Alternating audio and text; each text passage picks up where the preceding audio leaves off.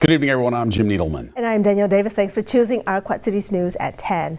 Rock Island released full dash and body cam footage from the attempted traffic stop that led to the shooting death of 21-year-old Jakarta Jackson. It does include the officer's comments after the shooting. The attorneys for Jackson's family issued a statement late this afternoon with their explanation why they claim the shooting was not justified. Our Quad Cities' Gavin Wadlick has tonight's top story. Rock Island police released two versions of the body cam footage of what happened January 5th. One completely unedited, with the exception of some blurred images to protect the identities of those involved. The second version is on the department's Facebook page and includes narration provided by the department. At approximately 3:20 p.m., an officer with the Rock Island Police Department attempted to conduct a traffic stop on 21-year-old Jakarta Jackson in the area of 12th Street and 24th Avenue for an outstanding warrant for his arrest. Hey, come here. Everyone wants to point the finger at the officer, but he's doing what he's supposed to be doing and trying to arrest somebody who's got an active warrant, a warrant that's signed by a judge that directs us to take this person into custody.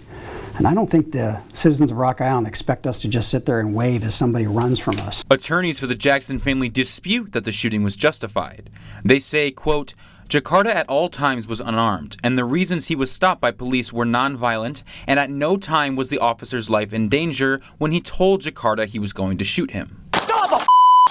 Also disputing the Integrity Task Force finding that Jackson used the vehicle as a weapon, saying, quote, the officer put himself to the car at 90 degrees next to the driver's door and lacked the situational awareness a reasonable officer should have in this situation and placed himself in jeopardy by doing so. We're required by the state to train in de-escalation, but I think what has to be stated is that what happened was dictated by Mr. Jackson. Attorneys for the Jackson family dispute that too, saying, quote, the officer had multiple options to de-escalate the situation and chose not to do so as a clear contradiction of the continuum of force. In the new video, about 6 minutes after the shooting, Officer Brett Taylor explains what happened to a supervising officer. You guys were driving down this dead end? Yeah, he tried to skirt me.